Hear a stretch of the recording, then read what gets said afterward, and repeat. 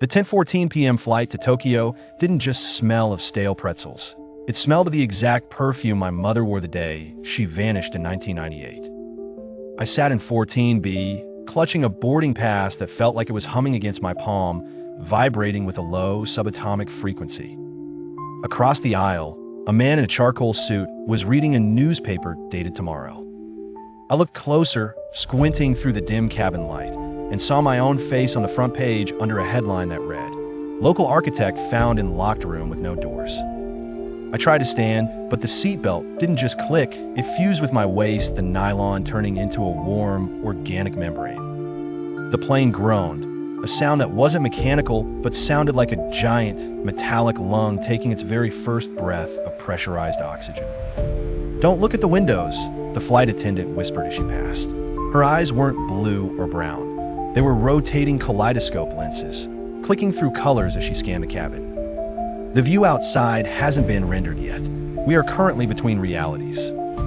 I ignored her and pulled back the plastic shade. Outside, there was no sky, no clouds, and no stars. There was only a vast, infinite library of floating, translucent furniture, thousands of armchairs, lamps, and clocks drifting in a violet void, waiting to be placed. "We are the interior designers," the man with the newspaper said, folding the paper to reveal his hands were made of polished mahogany. "Every flight is actually a moving van for a new world. You aren't a passenger, Elias. You're a structural support beam." Suddenly, the plane tilted sharply, and I felt my memories beginning to leak out of my ears like silver mercury. I remember my first dog, then the smell of rain, then my own name, all of it pouring onto the carpet and being soaked up by the hungry, gray fabric. The cabin began to dissolve, the plastic walls peeling back to reveal that the aircraft was made entirely of compressed, recycled dreams. We weren't flying, we were being poured into a mold.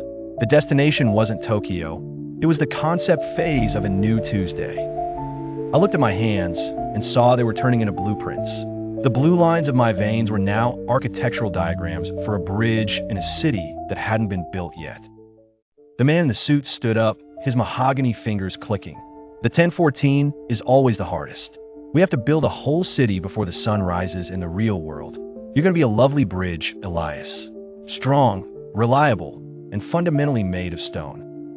I tried to scream, but my voice had become the sound of wind whistling through a suspension cable. My bones were hardening into reinforced steel, and my heart was slowing down to the steady, tectonic rhythm of a foundation being poured into the deep, dark earth.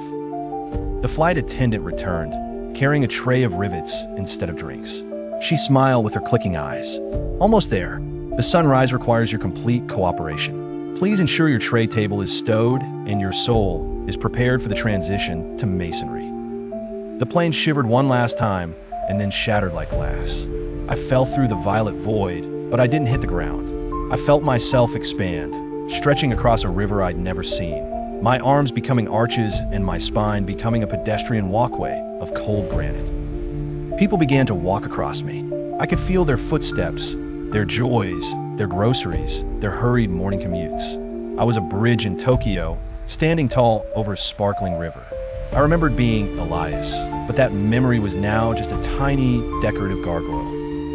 Back in 14B, the seat was empty. The plane landed in the real Tokyo, and a janitor found a single, hand-drawn blueprint of a bridge left on the floor. It was signed with my name, but the ink was still wet, and it smelled faintly of my mother's old, floral perfume. The janitor folded the paper and tucked it into his pocket. He didn't know that every time he walked across the Sumida River, he was stepping on the ribs of a man who took the wrong flight. The world is beautiful, but it is built entirely out of the people who go missing.